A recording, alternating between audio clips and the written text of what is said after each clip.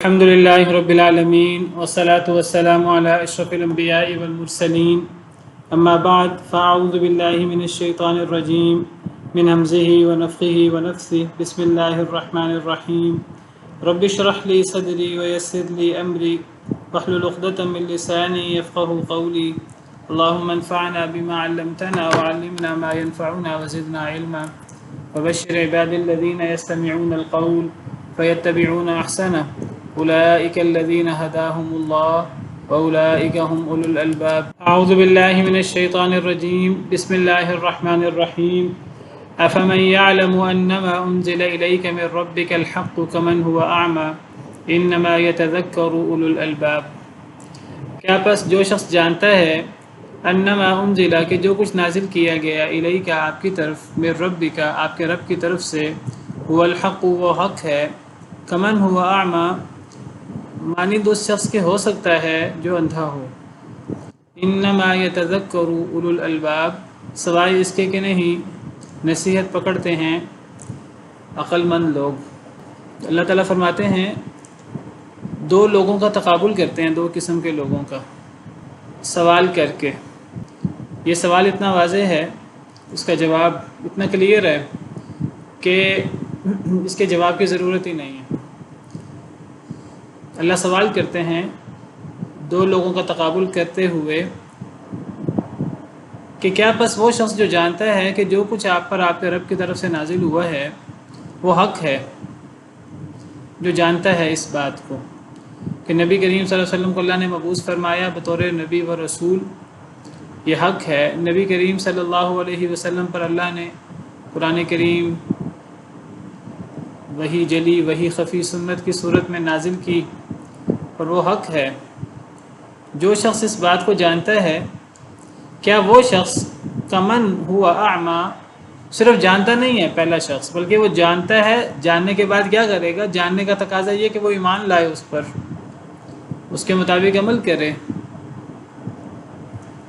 تو پہلا شخص وہ ہے کہ جو نبی کریم صلی اللہ علیہ وسلم کو اللہ کا سچا نبی رسول مانتا ہے اور جو نبی کریم صلی اللہ علیہ وسلم پر اترنے والی وحی قرآن و سنت اسے اللہ کی طرف سے سچی وحی سمجھتا ہے، باور کرتا ہے، اور وہ صرف جانتا نہیں ہے یہ، بلکہ وہ پھر اس بات پر ایمان بھی رکھتا ہے۔ تو دو لوگوں کا تقابل ہے۔ پہلا شخص وہ ہے کہ جو جانتا ہے کہ جو کچھ نازل کیا گیا اے اللہ کے رسول صلی اللہ علیہ وسلم آپ کی طرف، آپ کے رب کی طرف سے، وہ حق ہے۔ جو شخص اس بات کو جانتا ہے اور صرف جانتا نہیں ہے بلکہ جاننے کا تقاضا یہ ہے کہ وہ پھر اس پر ایمان بھی لاتا ہے، اس کے مطابق عمل بھی کرتا ہے، ایک یہ شخص ہے۔ اللہ فرماتے ہیں کیا یہ شخص کمن ہوا اعمیٰ مانند اس شخص کے ہو سکتا ہے جو اندھا ہو؟ اندھا کون ہے؟ جو نبی صلی اللہ علیہ وسلم پر اترنے والی وحی کا انکار کرتا ہے۔ وہ اصل میں صرف کافر نہیں ہے نبی صلی اللہ علیہ وسلم پر اترنے والی وحی کا، وہ صرف نبی کریم صلی اللہ علیہ وسلم پر اترنے والی وحی کا انکار نہیں کر رہا، بلکہ وہ اصل میں اندھا ہے۔ کیسے اندھا ہے کہ اللہ کی طرف سے اترنے والی وحی، وہ اس میں ایک ایک آیت وہ اس بات کی روشن دلیل ہے، روشن نشانی ہے کہ یہ اللہ کا کلام ہے، یہ اللہ کی طرف سے وحی ہے۔ اس کائنات میں بکھری ہوئی ہزاروں نشانیاں اللہ کے حق ہونے پر، اللہ کے اکیلے ہونے پر دلالت کرتی ہیں، اور جب اللہ حق ہیں اور اللہ اکیلے ہیں اور اللہ کے نبی صلی اللہ علیہ وسلم اللہ کے سچے نبی ہیں، اس کے بہت سارے دلائل ہیں۔ نبی صلی اللہ علیہ وسلم کی سابقہ زندگی، نبی کریم صلی اللہ علیہ وسلم کے معجزات، نبی کریم صلی اللہ علیہ وسلم پر اترنے والی وحی، اس کے حق ہونے کے بہت سارے سینکڑوں دلائل ہیں۔ ہر آیت اپنی جگہ ایک معجزہ ہے، ہر آیت اپنی جگہ ایک دلیل ہے۔ تو جو شخص ان سینکڑوں، ہزاروں، لاکھوں دلائل سے صرف نظر کرتا ہے، ان پہ غور نہیں کرتا، تو وہ اندھا شخص ہے۔ گویا کہ اس کے پاس آنکھیں ہی نہیں ہیں، گویا کہ وہ اللہ کی دی ہوئی صلاحیتیں، اللہ نے جو صلاحیتیں دی تھیں، وہ ان تمام روشن نشانیوں کو دیکھنے سے آ رہی ہے۔ جب وہ ان تمام روشن نشانیوں کو دیکھنے سے آ رہی ہے تو گویا کہ وہ اندھا ہے۔ اس سے پتہ لگا اللہ نے ہمیں جو بھی صلاحیتیں دی ہیں، جو بھی طاقتیں دی ہیں، وہ ساری اللہ نے ہمیں پیدا کیا ہے، اور اللہ نے ہمیں اشرف المخلوقات بنایا ہے، اور اللہ نے ہمیں عقل دی ہے، اللہ نے ہمیں مال دیا ہے، اعضاء دیے ہیں، دل دیا ہے، آنکھیں دی ہیں، کان دیے ہیں، ہر عضو اللہ نے دیا ہے۔ وہ اس لیے دیا ہے کہ ان کو حق کو تلاش کرنے کے لیے، حق کو ماننے کے لیے ان اعضاء کو استعمال کیا جائے، ان صلاحیتوں کو استعمال کیا جائے، اس مال و اقتدار کو استعمال کیا جائے۔ جو اس مال و دولت کو اور ان اللہ کی دی ہوئی صلاحیتوں کو، اللہ کی دی ہوئی زندگی کو، جو حق کو پہچاننے کے لیے، حق کے مطابق زندگی گزارنے کے لیے اور حق کے غلبے کے لیے استعمال نہیں کرتا، گویا کہ وہ ان صلاحیتوں سے آ رہی ہے۔ گویا کہ وہ شخص، اللہ نے آنکھیں دی ہیں، گویا کہ اس کی آنکھیں نہیں ہیں، وہ اندھا ہے۔ اللہ نے دل دیا ہے عقل کرنے کو، گویا کہ وہ عقل نہیں کرتا، وہ بے وقوف ہے، اس سے بڑا بے وقوف کوئی نہیں ہے۔ اللہ نے کان دیے ہیں، گویا کہ وہ بہرا ہے، وہ ان کان، اللہ نے زبان دی ہے حق بولنے کے لیے، وہ گویا کہ گونگا ہے، وہ حق بولتا نہیں ہے۔ اللہ نے انسان بنایا ہے، گویا کہ ایسا شخص انسان ہی نہیں ہے، اشرف المخلوقات ہی نہیں ہے، ایسا شخص تو پھر اندھا، ایسا شخص تو پھر جانور ہے، جانوروں سے بھی بدتر ہے۔ اولئک کالانعام بل هم اضل، یہ لوگ جانوروں کی طرح ہیں بلکہ یہ اس سے بھی زیادہ گمراہ ہیں۔ اولئک هم الغافلون، یہ لوگ غافل ہیں۔ ایسا شخص تو انسان کیا، جانور کیا، زندہ کہلانے کے بھی لائق نہیں ہے۔ ایسا شخص تو مردہ ہے، مرا ہوا ہے ایسا شخص تو اللہ تقابل کر رہے ہیں۔ کیا پس وہ شخص جو جانتا ہے کہ جو کچھ نبی کریم صلی اللہ علیہ وسلم پر ان کے رب کی طرف سے نازل کیا گیا ہے وہ حق ہے، اور پھر اس کے مطابق ایمان لاتا ہے، کیا یہ شخص اس شخص کے مانند ہو سکتا ہے جو اندھا ہے؟ کیا بینا اور نابینا برابر ہو سکتے ہیں؟ کیا ایمان لانے والا اور کافر برابر ہو سکتے ہیں؟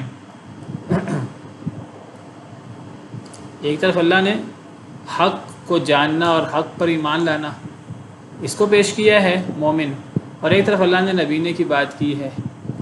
نبینے سے مراد جو اس حق کو پہچاننے سے قاصر ہے، گویا کہ اس کے پاس آنکھیں ہی نہیں ہیں، یہ صلاحیتیں جو اللہ نے دی ہیں وہ ان صلاحیتوں کو استعمال نہیں کر رہا، تو گویا کہ وہ شخص ہے جو منکر ہے نبی صلی اللہ علیہ وسلم کی رسالت کا، نبوت کا اور آپ پر اترنے والی وحی کا، چاہے وہ یہودی ہو، چاہے وہ عیسائی ہو، چاہے وہ غیر مسلم ہو، مشرک ہو، جو بھی ہو، یہ دونوں لوگ برابر نہیں ہو سکتے۔ اللہ سوال کر رہے ہیں کہ کیا یہ شخص اس شخص کے مانند ہو سکتا ہے جو اندھا ہو؟ یہ ایک سوال ہے، یہ دو لوگ برابر ہو سکتے ہیں؟ اس کا جواب موجود نہیں ہے۔ اس کا جواب کیا ہے؟ اس کا جواب اتنا واضح ہے کہ لا، کبھی بھی نہیں، یہ دونوں لوگ کبھی بھی برابر نہیں ہو سکتے، ان کا برابر ہونا محال ہے۔ یہ جمع بین النقیضین ہے، دو متضاد چیزوں کا اکٹھا ہونا ہے، اگر ان دونوں کو برابر کر دیا جائے۔ تو اللہ نے سوال کیا اور سوال کا جواب نہیں دیا، اس لیے کہ جواب بہت واضح ہے۔ ایک مسلمان، ایک اللہ کو رب ماننے والا اور اللہ کو واحد معبود ماننے والا، ایک شخص جو نبی کریم صلی اللہ علیہ وسلم کی رسالت پر ایمان رکھتا ہے، نبی کریم صلی اللہ علیہ وسلم پر اترنے والی ہر قسم کی وحی کی تصدیق کرتا ہے، وہ شخص کیسے برابر ہو سکتا ہے ایک کافر شخص کے؟ کافر شخص، کافر ہونا کوئی ہلکی بات نہیں ہے۔ ہم بعض دفعہ کہتے ہیں فلاں شخص کوئی بہت بڑا مسئلہ نہیں ہے اس کے اندر، بس وہ ایمان نہیں لایا، مومن نہیں ہے لیکن وہ بے ضرر ہے۔ مومن نہیں ہے، یہودی ہے، عیسائی ہے، ہندو ہے، مشرک ہے، لیکن وہ کوئی بہت زیادہ مخالف نہیں ہے، وہ کوئی بہت بڑے بڑے جرم نہیں کرتا، بس اس کا ایک ہی جرم ہے، وہ ہر لحاظ سے اچھا ہے، ہر لحاظ سے اس کا مزاج اچھا ہے، بس اس کا ایک ہی مسئلہ ہے کہ وہ ایمان نہیں لایا۔ وہ غیر مسلم تو ہے لیکن بڑے اچھے اخلاق کا ہے، وہ غیر مسلم تو ہے، یہودی عیسائی تو ہے، لیکن بڑا ہی وہ دھیان رکھنے والا ہے، ہمدرد ہے۔ تو یاد رکھیے کہ کافر ہونا چھوٹی بات نہیں ہے، بہت بڑی بات ہے۔ ایک بندہ مسلمان ہو کہ اگر ایک بندہ مسلمان ہے، مشرک نہیں ہے، موحد ہے، اور مسلمان ہونے کے ساتھ ساتھ اس میں بڑی خرابیاں ہیں، چوری کرتا ہے، ڈاکہ مارتا ہے، قتل و غارت کرتا ہے، یہ بڑے بڑے گناہ ہیں، کبیرہ گناہ ہیں، اس کے باوجود ایک شخص کا مسلمان ہونا یہ بہت بڑی چیز ہے۔ ایک شخص کافر ہے، مسلمان نہیں ہے، لیکن اس کے اندر یہ بڑے بڑے گناہ نہیں ہیں، چوری ڈاکہ اور بڑے بڑے گناہ نہیں ہیں، لیکن اس کا کفر اتنا بڑا عیب ہے کہ وہ سب عیبوں سے بڑا عیب ہے، اور یہ بات ہمیں بہت اچھے طریقے سے سمجھ لینی چاہیے۔ ایک کافر شخص جتنا بڑا اللہ رسول کی توہین کرنے والا ہے، وہ توہین اللہ تعالیٰ کی ایک مسلمان، چاہے وہ گناہ گار ہے، ایک بڑا گناہ گار ہے، ایک کافر شخص جتنا اللہ اور اللہ کے رسول کے ساتھ مقابلہ کرنے والا ہے، ایک مسلمان چاہے وہ گناہ گار ہو وہ اس طرح نہیں ہوتا۔ ان الذين يحادون الله ورسوله اولئك في الاذلين، اللہ فرماتے ہیں سورہ مجادلہ میں، جو لوگ اللہ اور اللہ کے رسول کے ساتھ محادہ کرتے ہیں، اللہ اور اللہ کے رسول کی مخالفت کرتے ہیں، یعنی کافر ہیں، یہ لوگ سب سے ذلیل لوگ ہیں۔ یعنی کسی کا کفر یہ سب سے بڑا اس کا اللہ کے نافرمانی، کسی کا شرک یہ اس کا سب سے بڑا گناہ ہے، یہ چوری ڈاکے قتل سے بھی بڑا گناہ ہے، کوئی چھوٹی چیز نہیں ہے۔ جو بندہ اللہ رسول پر ایمان رکھتا ہے، قرآن کریم پر، وحی پر ایمان رکھتا ہے، اس پر ایمان لاتا ہے، وہ اور ایک کافر شخص کبھی برابر نہیں ہو سکتے۔ ایک ایمان والے سے ہمارا ولا کا تعلق ہوگا، چاہے وہ ظلم و زیادتی بھی کرنے والا ہو، اور ایک کافر سے ہمارا البرا کا تعلق ہوگا، الولا والبرا، اس سے ہمیں بیزاری کا اظہار کرنا ہوگا، چاہے وہ ظاہری طور پر ہمارا ہمدردی کیوں نہ ہو۔ یہ دونوں کبھی برابر نہیں ہو سکتے۔ اللہ کبھی بھی ایمان والوں کو، مسلمانوں کو مجرمین کے برابر نہیں کر سکتے۔ افنجعل المسلمین کالمجرمین، کیا ہم مسلمانوں کو مجرم لوگوں کی طرح کر دیں؟ ما لکم کیف تحکمون، تمہیں کیا ہو گیا، تم کیسے فیصلے کرتے ہو؟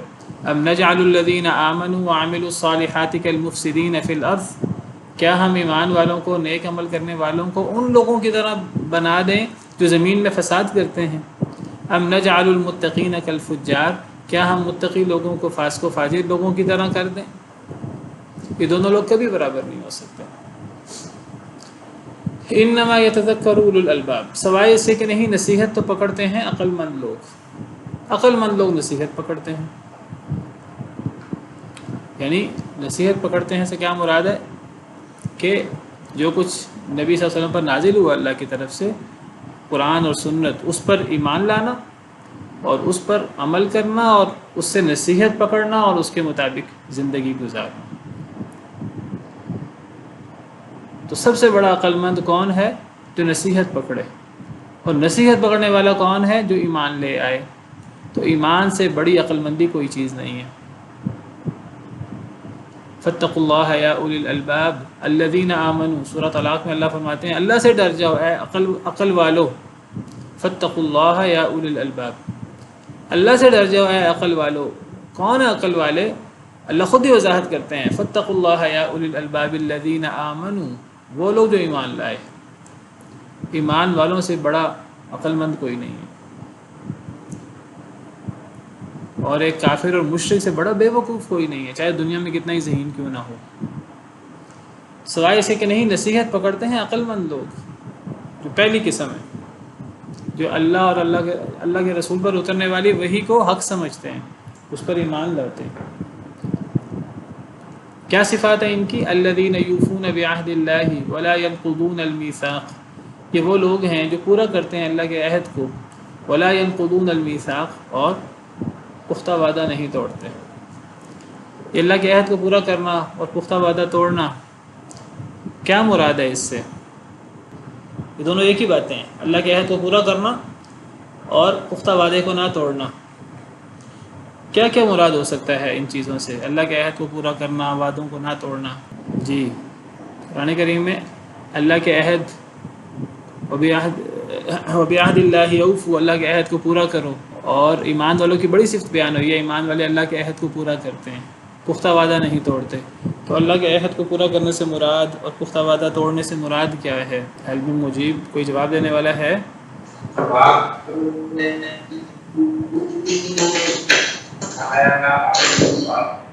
السلام علیکم سر. وعلیکم السلام ورحمۃ اللہ. جی سر اس سے مراد یہ ہو سکتا ہے کہ الذين يوفون بعهد الله، اللہ کے ساتھ عہد تو عہد رس ہے، لیکن ولا ينقضون الميثاق جو ہے وہ بندوں اس کا اپنے پیسے وعدے توڑتے نہیں. اللہ کے عہد کو پورا کرنا اور پختہ وعدہ نہ توڑنا، اس سے عہد الست مراد ہو سکتا ہے کہ اللہ نے جو ہم سے توحید کا وعدہ لیا تھا، ہمیں پیدا کرنے سے پہلے ہمیں روحوں کی صورت میں پیدا کیا گیا، حضرت آدم کی پشت سے نکالا گیا. اللہ نے سب سے عہد لیا کہ اللہ کو ہی ہم رب سمجھیں گے، اللہ ہی کی عبادت کریں گے اور اللہ کے ساتھ کسی کو شریک نہیں ٹھہرائیں گے، جس کو عہد الست کہتے ہیں، الست بربکم. تو یہ عہد مراد ہو سکتا ہے. تو اس عہد کو پورا کرنا چاہیے، توحید یعنی شرک نہ کرنا. اور ولا ينقضون الميثاق سے مراد اسی عہد کو وہ نہیں توڑتے، وہ اس عہد کو پورا کرتے ہیں یعنی شرک نہیں کرتے، اور وہ اللہ کے عہد کو پورا کرتے ہیں یعنی توحید کو. ایک معنی یہ ہے. دوسرا معنی الذين يوفون بعهد الله ولا ينقضون الميثاق، اس سے مراد جب اللہ تعالیٰ کسی قوم میں نبی کو مبعوث کرتا ہے، نبی مقرر کر دیتا ہے کہ لوگوں میں سے فلاں شخص میرا نمائندہ ہے، میرا نبی ہے، میرا رسول ہے، اسے میں نے بطور نبی رسول میں نے منتخب کر لیا ہے، تو گویا کہ اس قوم کا اللہ کے ساتھ آٹومیٹک ایک عہد قائم ہو جاتا ہے. یعنی نبی قوم میں آتا ہے، نبی کے قوم میں نبوت کا دعویٰ کرنے کا مطلب ہی کیا ہے کہ اس کی اطاعت کی جائے. جس طرح اللہ فرماتے ہیں سورہ نساء میں وما ارسلنا من رسول الا لیطاع باذن اللہ، ہم نے کوئی رسول نہیں بھیجا، سورہ نساء کی آیت ہے، مگر صرف اس لیے تاکہ اللہ کے حکم سے اس کی اطاعت کی جائے. تو نبی اپنے آپ کو ڈکلیئر کرنے کا اور نبی کا دعویٰ کرنے کا مطلب یہ ہے کہ اگر ہم اسے سچا نبی مانتے ہیں تو ہم اس کے مطیع ہوں گے، ہم اللہ کے ساتھ ایک عہد میں بندھ جاتے ہیں کہ اللہ کے حکم سے ہم اس نبی کی اطاعت کریں گے. جس طرح اللہ تعالیٰ سورہ حدید میں فرماتے ہیں وَقَدْ أَخَذَ مِيثَاقَكُمْ إِن كُنتُم مُؤْمِنِينَ وَمَا لَكُمْ لَا تُؤْمِنُونَ بِاللَّهِ وَالرَّسُولُ يَدْعُوكُمْ، سورہ حدید آیت نمبر 8. تمہیں کیا ہو گیا، تم اللہ کے ساتھ ایمان نہیں لاتے اور رسول تمہیں پکارتا ہے تاکہ تم اپنے رب پر ایمان لاؤ. وَقَدْ أَخَذَ مِيثَاقَكُمْ، اور تحقیق وہ تم سے پختہ وعدہ لے چکا ہے. إِن كُنتُم مُؤْمِنِينَ، اگر تم مومن ہو تو نبی کے حکم پر عمل کرنا، نبی کو اپنا رسول ماننا اور اس کے ایک ایک حکم پر جان قربان کرنا، یہ ایک مومن کا، ہر نبی کے امتی کا اللہ کے ساتھ ایک وعدہ قائم ہو جاتا ہے. اور نمبر 3، عہد کو پورا کرنے سے مراد جو ہم اللہ کے نام پر عہد کرتے ہیں، دنیا کے عہد، ہم اللہ کے نام پر عہد کرتے ہیں، اللہ کا نام لے کر اللہ گواہ ہے کہ ہم یہ کام کریں گے، وہ عہد بھی مراد ہو سکتے ہیں. تو یہ 3 تفسیریں عام طور پر عہد کی جاتی ہیں، اور یہ ایک بڑی صفت ہے ایمان والوں کی، اللہ کے عہد کو پورا کرتے ہیں اور وعدہ نہیں توڑتے. اور جو کافر لوگ ہیں وہ الٹا ہیں، وہ اللہ کے عہد کو پورا نہیں کرتے، وعدہ توڑتے ہیں. اللہ پھر ان کی مزید صفات بیان کرتے ہیں نیک لوگوں کی. پہلی صفت اللہ نے یہ بیان کی کہ ایک تو یہ نبی صلی اللہ علیہ وسلم پر جو کچھ نازل ہوا ہے اس کو یہ جانتے ہیں، اس کو حق جانتے ہیں اور اس پر ایمان رکھتے ہیں، اور یہ عقل مند لوگ ہیں اور یہ نصیحت پکڑتے ہیں. پھر اللہ نے فرمایا کہ یہ لوگ وہ ہیں جو اللہ کے عہد کو پورا کرتے ہیں، پختہ وعدہ نہیں توڑتے. پختہ وعدہ توڑنے سے مراد اور اللہ کے عہد کو پورا کرنے سے مراد یا عہد الست ہے، یا نبی جب کسی قوم میں مبعوث ہوتا ہے تو اللہ کا اس قوم کے ساتھ ایک عہد قائم ہو جاتا ہے. تو اس عہد کو پورا کرنے کا مطلب یہ کہ نبی کی ہر بات مانی جائے. جو نبی کی نافرمانی کرے گا تو وہ یا تو اللہ کی طرف سے فتنے کا شکار ہوگا یا پھر دردناک عذاب کا شکار ہوگا. فَلْيَحْذَرِ الَّذِينَ يُخَالِفُونَ عَنْ أَمْرِهِ أَن تُصِيبَهُمْ فِتْنَةٌ أَوْ يُصِيبَهُمْ عَذَابٌ أَلِيمٌ. جو لوگ نبی صلی اللہ علیہ وسلم کے حکم کی خلاف ورزی کرتے ہیں انہیں ڈر جانا چاہیے کہ کہیں وہ فتنے کا شکار نہ ہو جائیں، کہیں انہیں دردناک عذاب نہ آ لے. اور اس سے مراد یہ جو ہم وعدے کرتے ہیں اللہ کا نام لے کر، تو یہ بھی اللہ کے عہد اور اللہ کے عہد کو پورا کرنا میں آتا ہے کہ ہمیں اس کو پورا کرنا چاہیے۔ جو اللہ کے نام سے عہد کر کے اس کو پورا نہیں کرتا تو ایسا شخص کوئی دین ایمان نہیں ہے۔ نبی صلی اللہ علیہ وسلم کا ارشاد ہے، آپ نے فرمایا لا ایمان لمن لا امانۃ له ولا دین لمن لا عہد له۔ اپنے ہر خطبہ میں نبی صلی اللہ علیہ وسلم یہ فرمایا کرتے تھے کہ جو بندہ امانت میں خیانت کرتا ہے، امانت کا دھیان نہیں کرتا، اس کا کوئی دین ایمان نہیں ہے، اور جو بندہ عہد کی پاسداری نہیں کرتا اس کا کوئی دین نہیں ہے۔ اسی طرح قرآن میں اللہ نے نیک لوگوں کی صفات بیان کی، مومنوں کی، والذین هم لاماناتهم وعہدهم راعون، وہ لوگ جو اپنی امانتوں اور اپنے عہد کی رعایت رکھتے ہیں۔ آگے اللہ نے فرمایا مزید صفات نیک لوگوں کی کیا ہیں، عقل مند لوگوں کی کیا ہیں، والذین یصلون ما امر اللہ به ان یوصل، وہ لوگ جو ملاتے ہیں اسے جسے اللہ نے ملانے کا حکم دیا، ویخشون ربهم، اور وہ ڈرتے ہیں اپنے رب سے، ویخافون سوء الحساب، اور وہ ڈرتے ہیں برے حساب سے۔ وہ لوگ جو ملاتے ہیں اسے جسے اللہ نے ملانے کا حکم دیا، اللہ نے جسے ملانے کا حکم دیا اسے ملاتے ہیں، کیا مراد ہے اس سے؟ صدر محترم رشتہ دار، صلہ رحمی، رشتہ داروں سے حسن سلوک۔ اللہ نے اسے ملانے کا حکم دیا، اللہ نے کس کس چیز کو ملانے کا حکم دیا؟ ایک تو اللہ نے رشتوں کو ملانے کا حکم دیا، صلہ رحمی، رحم کو ملانے کا حکم دیا، اور ایک تو اس میں صلہ رحمی آ جاتی ہے، رشتہ داروں سے حسن سلوک۔ رشتہ داروں سے حسن سلوک سے کیا مراد ہے؟ کوئی ہم سے اچھا سلوک کرے تو ہم اس سے اچھا سلوک کریں، یہ کیا مراد ہے؟ وعلیکم السلام۔ نہیں، جو ہم سے برا سلوک کرے تو ہم پھر بھی اس کے ساتھ اچھا سلوک کریں تو پھر وہ صلہ رحمی ہے۔ یہ صلہ رحمی، وہ تو ہم کرتے ہی ہیں۔ صلہ رحمی یہ ہے کوئی ہم سے برا سلوک کرے تو ہم اچھا سلوک کریں، ورنہ کوئی ہم سے اچھا سلوک کرے ہم جواب میں اچھا سلوک کریں تو یہ صلہ رحمی نہیں ہے، یہ تو برابر کا بدلہ ہے، یہ کوئی صلہ رحمی نہیں ہے۔ صلہ رحمی یہ ہے لیس الواصل بالمکافئ، نبی صلی اللہ علیہ وسلم کا ارشاد ہے، آپ نے فرمایا کہ اچھے سلوک کے جواب میں اچھا سلوک کرنے والا یہ صلہ رحمی کرنے والا نہیں ہے۔ صلہ رحمی کرنے والا کیا ہے کہ جو آپ سے کٹے آپ اس سے جڑیں، جو آپ سے برا سلوک کرے آپ اس سے اچھا سلوک کریں، یہ ہے صلہ رحمی۔ صل من قطعک واعف عمن ظلمک، کہ جو آپ سے کٹے آپ اسے صلہ رحمی کریں، جو آپ پہ ظلم کرے آپ اس کو معاف کر دیں۔ کہ واعط من حرمک، جو آپ کو نہ دے اس کو آپ دیں۔ لیس، اسی بخاری کے حدیث ہے، لیس الواصل بالمکافئ، صلہ رحمی یہ نہیں ہے کہ آپ برابر کا سلوک کریں، کوئی آپ سے اچھا کرے تو آپ اچھا کریں، کوئی برا کرے تو آپ برا کریں۔ ہم لوگ آج وہ بڑے فخر سے کہتے ہیں بھئی میں بڑا سیدھا شخص ہوں، مجھ سے کوئی نرمی کی توقع نہ رکھو، میں بڑا سیدھا سادہ شخص ہوں، کوئی اچھا معاملہ کرے گا ہم اچھوں کے ساتھ اچھے ہیں اور ہم بروں کے ساتھ برے ہیں، ہم اینٹ کا جواب پتھر سے دیتے ہیں، یہ کوئی خوبی نہیں ہے۔ خوبی کیا ہے کہ کوئی آپ سے اچھا سلوک کرے آپ اچھا سلوک کریں، کوئی برا سلوک کرے آپ پھر بھی اچھا سلوک کریں۔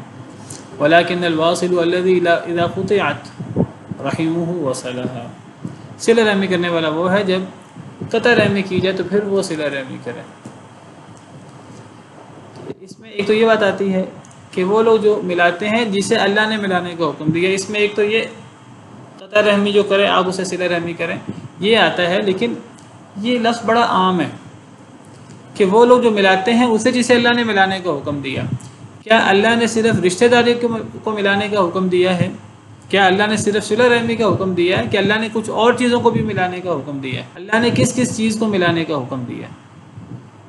جی کون بتائے گا؟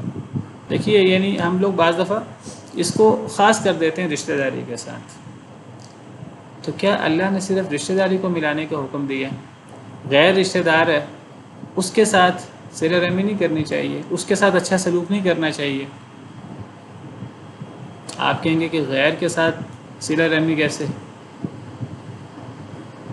صلہ رحمی کا مطلب ہی رشتہ دار کے ساتھ، یہاں صلہ رحمی کا ذکر نہیں ہے، یہاں صلہ کا ذکر ہے، ملانے کا۔ یہاں رحم کا ذکر ہے ہی نہیں. آپ اس سے مراد لے لیں کہ اللہ نے تو رحم کو ملانے کا حکم دیا، اگرچہ یہاں لفظ رحم موجود نہیں ہے. رحم سے مراد رشتہ داری ہوتی ہے، خونی. یہاں ویسے رحم کا لفظ موجود نہیں ہے. آپ اسے رحم مراد لے لیں، صلہ رحمی، رحم کو ملانا یعنی رشتہ داری کو کا دھیان کرنا. لیکن کیا اللہ نے صرف رشتہ داری کا دھیان رکھنے کا حکم دیا ہے؟ اللہ نے غیر رشتہ دار کے ساتھ حسن سلوک کرنے کا حکم نہیں دیا. اللہ نے اس کا بھی حکم دیا ہے. اللہ نے غیر رشتہ دار کے ساتھ بھی صرف یعنی اچھا سلوک کرنے کا حکم دیا. کیا نبی صلی اللہ علیہ وسلم صرف رشتہ داروں کے ساتھ اچھا سلوک کرتے تھے؟ جب نبی صلی اللہ علیہ وسلم پر پہلے وحی اتری اور آپ پریشان تھے کہ میں زندہ نہیں بچوں گا، تو سیدہ خدیجہ رضی اللہ تعالی عنہا نے آپ کی کیسے دلجوئی کی تھی. اور یہ واقعہ نبی صلی اللہ علیہ وسلم کی نبوت سے پہلے کا ہے. اور اس کے بعد تو آپ زیادہ ان چیزوں پر کاربند ہو گئے کہ آپ مہمان نوازی کرتے تھے، رشتہ دار کی بھی غیر رشتہ دار کی بھی. آپ جس کے پاس کچھ نہیں ہے آپ اسے دے دیتے تھے، آپ لوگوں کا بوجھ اٹھا دیتے تھے، آپ لوگوں کا تعاون کرتے تھے، کما کر دے دیتے تھے لوگوں کو. اور یہ چیز صرف رشتہ داروں کے ساتھ نہیں تھی، غیر رشتہ داروں کے ساتھ بھی تھی، مسافر کے ساتھ بھی، ہمسائے کے ساتھ بھی. اب ہمسایہ ہے، کیا اللہ نے ہمسائے کا دھیان رکھنے کا حکم نہیں دیا؟ تو وہ بھی اس میں آتا ہے والذین یصلون ما امر اللہ بہ ان یوصل. یہاں رحم کا لفظ نہیں ہے. ہم لوگ بعض دفعہ اس کو صرف رحم کے ساتھ خاص کر دیتے ہیں. دوسری بات، اگر آپ اس کو رحم کے ساتھ خاص کر دیں تو دیکھیے ایک رحم بھی تو رشتہ داری بھی تو قریب دور کی ہوتی ہے. تو رشتہ داری میں صرف یہ نہیں ہوتا بھائی بھائی کا دھیان رکھے، بیٹا ماں باپ کا دھیان رکھے، کوئی شخص بھانجا بھتیجا اپنے چچا ماموں خالہ پھپھو کا دھیان رکھے، ان کی اولادوں کا دھیان رکھے. فرسٹ کزن نہیں، سیکنڈ کزن، تھرڈ کزن، یہ لمبا سلسلہ جو برادری ہوتی ہے، دادا پردادا کے اوپر کی ساری اولادیں، ان کے ساتھ بھی تو ہمارا ایک رحم کا تعلق ہے، اگرچہ دور کا ہے. اللہ نے جو جتنا قریبی ہے اس کا اتنا حق بنایا ہے، جو دور کا ہے ان کا بھی تو حق ہے اگرچہ دور کا ہے. ماں باپ کا حق ٹھیک ہے، بیوی بچوں کا سب سے قریبی ہے، ماں باپ کا، بہن بھائیوں کا، پھر اس کے بعد خالہ ماموں وغیرہ، پھر ان کی اولادوں کا. تو یہ سلسلہ آگے تک چلتا رہتا ہے. اور آپ دیکھیں کہ کسی نہ کسی اعتبار سے سارے ہی انسان سیدنا آدم اور اماں حوا کی اولاد ہیں. وہ سب کے ساتھ ہمارا رحم کا تعلق بھی ہے. سب دنیا کے سب انسان، چاہے مسلمان ہیں چاہے کافر ہیں، ان کے ساتھ ہمارا ایک دور کا رحم کا تعلق تو ہے. اور پھر جو مومن بھائی ہے ہمارا، اس کے ساتھ تو ہمارا ایمان کا تعلق بھی ہے. انما المؤمنون اخوہ. مومن کے لیے تو ایک مضبوط عمارت کی طرح ہوتا ہے، ایک جسد واحد کی طرح ہوتے ہیں مومن. دوسرے مومن کے لیے نرم دل ہوتے ہیں، مومن کے لیے ایک دوسرے سے رحم کرنے والے ہوتے ہیں.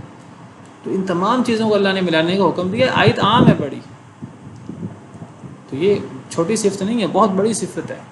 والذین یصلون ما امر اللہ بہ ان یوصل. وہ لوگ جو ملاتے ہیں اسے جسے اللہ نے ملانے کا حکم دیا. تو اللہ نے کسے ملانے کا حکم دیا؟ ہم کہیں اللہ نے صرف رشتہ داری کو ملانے کا حکم دیا، بھائی بہن کے ساتھ. بھائی وہ تو کرنا ہی کرنا ہے، وہ تو سب سے پہلے ہے. جو جتنا قریبی رشتہ دار ہے اس کے ساتھ حسن سلوک اتنا زیادہ ہے. لیکن یہ سلسلہ بڑھتا رہتا ہے، یہ صرف رشتہ داروں کے ساتھ خاص نہیں ہے.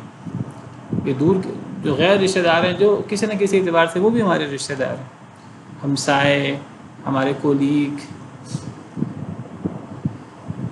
تو یہ سلسلہ پھیلتا رہتا ہے. وَيَخْشَوْنَ رَبَّهُمْ. اور وہ لوگ جو ڈرتے ہیں اپنے رب سے. وَيَخَافُونَ سُوءَ الْحِسَابِ. اور وہ ڈرتے ہیں برے دن کے برے حساب سے. تو اللہ کا ڈر بہت بڑی صفت ہے. یہ ایسی صفت ہے انسان کو گناہ سے روک دیتی ہے. اللہ کے ڈر سے انسان سیدھا ہو جاتا ہے. اللہ کی جتنی عظمت انسان کے دل میں ہوگی اتنا انسان اللہ سے ڈرنے والا ہوگا. اور انسان جتنا اللہ سے ڈرنے والا ہوگا اتنا گناہوں سے دور ہوگا. انسان کو اللہ سے ڈرنا بھی چاہیے اور اللہ کی رحمت کی امید بھی ہونی چاہیے۔ اللہ کا ڈر ایسی چیز ہے جو انسان کو گناہ سے دور رکھتا ہے۔ اگر اللہ کا ڈر ختم ہو جائے تو ایک انسان جتنا مرضی اللہ سے محبت کا دعویٰ کرے، اگر ڈر ختم ہو جائے تو وہ انسان گناہوں سے نہ بچ سکے۔ اسی طرح برے دن کے حساب سے بچنا، برے دن کے حساب سے ڈرنا، برے حساب سے ڈرنا، قیامت کے دن ڈرنا چاہیے، قیامت کے دن اللہ کے سامنے کھڑا ہونے سے ڈرنا چاہیے، کانپ جانا چاہیے انسان کو۔ وہ منظر ذہن میں لا کر جب انسان اللہ کے سامنے کھڑا ہوگا، اللہ سورہ مطففین میں فرماتے ہیں الا یظن اولئک انہم مبعوثون لیوم عظیم، یہ جو لوگ ماپ تول میں کمی کرتے ہیں، کیا انہیں گمان نہیں ہے کہ یہ دوبارہ اٹھائے جائیں گے مرنے کے بعد؟ ایک بڑے دن کے لیے انہیں اکٹھا کیا جائے گا، یوم یقوم الناس لرب العالمین، جس دن لوگ رب العالمین کے سامنے کھڑے ہوں گے، وہاں حساب کتاب ہوگا، ایک ایک بندے سے حساب لیا جائے گا، اعمال پیش کیے جائیں گے، چھوٹے بڑے اعمال وہ سب کو نظر آ رہے ہوں گے، اعمال نامہ ہر ایک کا اس کے ہاتھ میں ہوگا، اور اس اعمال نامے میں نہ کوئی بڑی نیکی ہے گناہ، چھوٹی نیکی ہے گناہ، ہر چیز اس میں حاضر ہوگی، ایک ایک چیز ریکارڈنگ کے ساتھ، ثبوتوں کے ساتھ، دلائل کے ساتھ موجود ہوگی۔ تو اللہ سے ڈرنا چاہیے، برے حساب سے ڈرنا چاہیے، اور جب انسان اللہ سے ڈرتا ہے، برے دن کے حساب سے ڈرتا ہے، یہ در حقیقت اللہ پر ایمان اور قیامت پر ایمان میں سے ہے، تو پھر انسان گناہوں سے دور ہو جاتا ہے۔ بعض لوگ کہتے ہیں نہیں ہمیں تو ہم اللہ سے ڈر کر نیکی نہیں کرتے، ہم جنت جہنم کی وجہ سے نیکی نہیں کرتے، ہم تو اللہ کی محبت میں نیکی کرتے ہیں۔ یہ کوئی دینی تصور نہیں ہے، بعض لوگ بڑی نیکی سمجھتے ہیں اس کو۔ اگر ہم نیکی کرتے ہیں، اگر ہم گناہ سے بچتے ہیں تو ہم صرف یہ اللہ کی محبت میں کرتے ہیں، ہم اللہ سے ڈر کی وجہ سے یا ثواب کی امید میں یہ کام نہیں کرتے۔ یہ چیز فطرت کے خلاف ہے، اللہ نے ہمیں سے حکم ہی نہیں دیا۔ اللہ نے ہمیں جو حکم دیا ہے، اللہ نے حکم دیا ہے کہ ایک انسان ثواب کی امید رکھے، اللہ کی رحمت کی امید رکھے، اللہ کی جنت کی امید رکھے، اللہ سے ڈرے، برے حساب سے ڈرے، جہنم سے ڈرے، جہنم کے عذاب سے ڈرے۔ اللہ نے قرآن کریم میں جہنم کا ذکر کیوں کیا ہے؟ قیامت کی ہولناکیوں کا ذکر کیوں کیا ہے؟ ایک انسان کو دنیا میں کسی کے ساتھ نیکی کرنی ہے، کہ دنیا میں کسی سے برا سلوک نہیں کرنا، کیوں نہیں کرنا؟ اللہ سے ڈرتے ہوئے اور آخرت کے دن کی ہولناکی سے ڈرتے ہوئے، یہ ایمان والوں کی نشانی ہے۔ سورہ دہر میں اللہ فرماتے ہیں وَيُطْعِمُونَ الطَّعَامَ عَلَى حُبِّهِ مِسْكِينًا وَيَتِيمًا وَأَسِيرًا، نیک لوگوں کی صفت کیا ہے کہ وہ کھانے کھلاتے ہیں لوگوں کو۔ وَيُطْعِمُونَ الطَّعَامَ، سورہ دہر، سورہ انسان بھی کہتے ہیں، آیت نمبر 8، وہ کھانے کھلاتے ہیں اللہ کی محبت میں، مسکین کو، یتیم کو، قیدی کو۔ اور کیوں کھانا کھلاتے ہیں؟ انما نطعمکم لوجہ اللہ، وہ کہتے ہیں ہم تمہیں اللہ کی رضا کے لیے کھانا کھلا رہے ہیں، ہم اللہ کو خوش کرنا چاہتے ہیں۔ لا نرید منکم جزاء ولا شکورا، ہم تم سے نہ کوئی بدلہ چاہتے ہیں، نہ تم سے شکریہ چاہتے ہیں، ہمیں تمہارا شکریہ کہنا بھی ہمیں اس کی ضرورت نہیں ہے۔ جب کوئی شخص اللہ کے لیے کام کرتا ہے، اسے لوگوں کے شکریہ اور لوگوں کے جزاک اللہ کہنے کی، اور لوگ ان کو بدلے میں ان کے ساتھ اچھا سلوک کریں، لوگوں کو اس کی ضرورت نہیں ہوتی۔ لیکن آپ دیکھیے، ہم میں سے اکثر لوگ کسی سے احسان کرتے ہیں، ہمیں پھر تقاضا ہوتا ہے وہ ہم سے بھی اچھا سلوک کرے۔ ہم کسی سے احسان کرتے ہیں، ہمیں تقاضا ہوتا ہے اس سے کہ وہ جواب میں جزاک اللہ کہے، تھینک یو کہے، وہ جواب میں ہمارا احسان مند ہو۔ آپ سے اگر ایک بندہ کسی سے نیکی اس لیے کرتا ہے اگلا بندہ احسان مند ہو، کوئی بندہ کسی سے نیکی اس لیے کرتا ہے وہ جواب میں وہ بھی ہمارے ساتھ اچھا سلوک کرے، تو پھر گویا کہ آپ نے خالص لوجہ اللہ نیکی نہیں کی، آپ نے تو اس کا ریوارڈ چاہا ہے، بدلہ چاہا ہے دنیا میں۔ نیک لوگوں کی صفت کیا ہے؟ اللہ کی محبت میں وہ کھانے کھلاتے ہیں مسکین کو، یتیم کو، قیدی کو۔ کیا کہتے ہیں کہ سوائے اس کے علاوہ کوئی بات نہیں کہ ہم تمہیں اللہ کی رضا کے لیے کھانا کھلا رہے ہیں، ہم تو تم سے نہ بدلہ چاہتے ہیں نہ تم سے شکریہ چاہتے ہیں۔ اِنَّا نَخَافُ مِن رَبِّنَا يَوْمًا عَبُوسًا قَمْطَرِيرًا، ہم تو ڈرتے ہیں اپنے رب سے اس دن سے جو دن بڑی اداسی والا، بڑی سختی والا۔ ہم تو قیامت کے دن سے ڈرتے ہوئے تمہیں کھانا کھلا رہے ہیں۔ تو اللہ کی محبت اور اللہ کی رضا جوئی، اللہ کے ثواب کی امید اور اللہ کے عذاب کا ڈر، یہ ایک مومن کو نیکی کرنے پر ابھارتا ہے، گناہوں سے محفوظ رکھتا ہے۔ اور یہ اللہ نے ہمیں تقاضا کیا ہے ہم سے، یہ ہماری فطرت ہے۔ اس فطرت کو چھوڑ کر ہم یہ دعوے کریں نہیں جی ہمیں کسی جنت کی امید نہیں ہے، ہمیں جنت کی طلب بھی نہیں ہے، ہمیں جہنم کا خوف بھی نہیں ہے، ہم تو صرف اللہ کی محبت میں یہ سارے کام کرتے ہیں، تو یہ غیر فطری بات ہے۔ اللہ نے ہم سے اس کا تقاضا نہیں کیا، اللہ نے ہم سے تقاضا ویسا ہی کیا جیسے اللہ نے ہمیں پیدا کیا ہے۔ تو ہمیں اللہ سے ڈرتے ہوئے، اللہ کے عذاب سے ڈرتے ہوئے نیکی کرنی چاہیے، گناہوں سے بچنا چاہیے، اور یہ فطرت ہے۔ اللہ کا ڈر بھی ہونا چاہیے اور اللہ کی رحمت کی امید بھی ہونی چاہیے۔ والذین صبروا ابتغاء وجہ ربہم، اور وہ لوگ جو صبر کرتے ہیں اپنے رب کی رضا تلاش کرتے ہوئے، صبر کرتے ہیں دنیا کے اندر مشکلات پر، کیوں؟ اللہ کی رضا کے لیے، اللہ کو راضی کرنے کے لیے۔ اللہ راضی ہوں گے تو کیا ہوگا؟ نعمتیں ملیں گی دنیا میں بھی اور آخرت میں بھی۔ اللہ کے عذاب سے ہم دور ہوں گے دنیا میں بھی اور آخرت میں بھی۔ ہر چیز اللہ کے لیے کی جائے، اللہ کی رضا کے لیے کی جائے۔ وہ لوگ جو صبر کرتے ہیں اللہ کی رضا تلاش کرتے ہوئے، وَأَقَامُوا الصَّلَاةَ، نماز قائم کرتے ہیں، وَأَنفَقُوا مِمَّا رَزَقْنَاهُمْ سِرًّا وَعَلَانِيَّةً، اور وہ خرچ کرتے ہیں اس سے جو ہم نے انہیں رزق دیا، سرًّا وعلانیہ، پوشیدہ بھی اور علانیہ بھی، چھپ کر بھی اور ظاہری طور پر بھی۔ وَيَدْرَؤُونَ بِالْحَسَنَةِ السَّيِّئَةَ، اور وہ دور کرتے ہیں اچھائی سے برائی کو۔ بہت بڑی صفت ہے، برائی کا جواب برائی سے دینے کی بجائے برائی کا جواب اچھائی سے دیتے ہیں۔ جو بندہ برائی کا جواب اچھائی سے دیتا ہے تو گویا کہ وہ برائی کو ختم کر دیتا ہے۔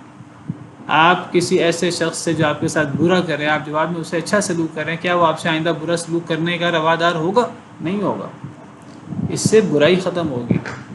تو وہ برائی کو دور کرتے ہیں، برائی سے نہیں، اینٹ کا جواب پتھر دے کر نہیں، وہ برائی کو دور کرتے ہیں اچھائی سے، نیکی سے۔ ادفع باللتی ہی احسن، برائی کا دفاع اچھائی سے کرو۔ فَإِذَا الَّذِي بَيْنَكَ وَبَيْنَهُ عَدَاوَةٌ كَأَنَّهُ وَلِيٌّ حَمِيمٌ، اچانک وہ شخص کہ اس میں اور تجھ میں دشمنی ہے وہ تیرا گہرا دوست بن جائے گا۔ اور ایسا ہوا، نبی کریم صلی اللہ علیہ وسلم کا اخلاق عالیہ، لوگوں نے تکلیفیں دی، ظلم کیے، برائی کی، آپ نے اچھائی سے جواب دیا، لوگ ایمان لے آئے آپ پر، آپ کے گرویدہ ہو گئے۔ وَيَدْرَؤُونَ بِالْحَسَنَةِ السَّيِّئَةَ، وہ لوگ جو دور کرتے ہیں نیکی سے برائی کو۔ اولئک لہم عقبی الدار، ان لوگوں کے لیے عاقبت ہے گھر کی۔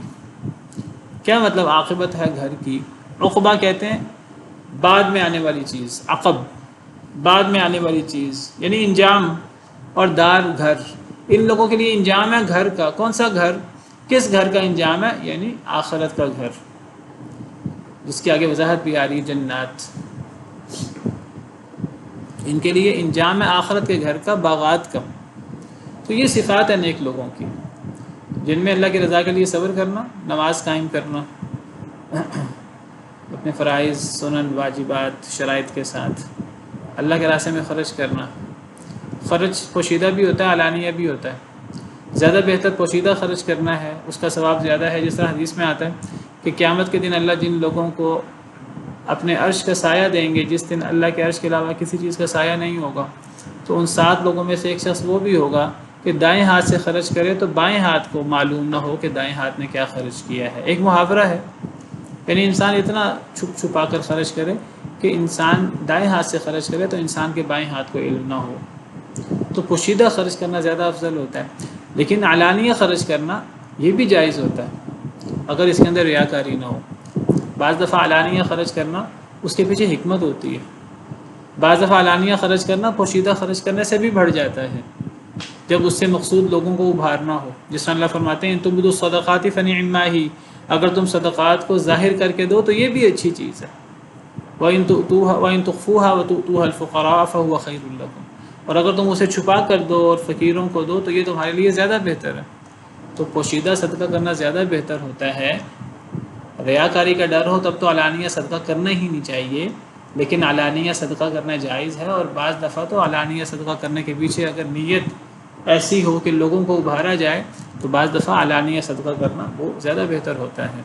تو صدقہ انفاق پوشیدہ بھی ہوتا ہے، علانیہ بھی ہوتا ہے، اور برائی کے جواب اچھائی سے دینا چاہیے۔ ایسے لوگوں کے لیے عاقبت کا گھر ہے، اچھا انجام ہے جنت کی صورت میں۔ اسی پر بس کرتے ہیں، انشاءاللہ 8 بجے والی کلاس میں یہیں سے شروع کریں گے۔ سبحان ربک رب العزت عما یصفون وسلام علی المرسلین والحمد للہ رب العالمین۔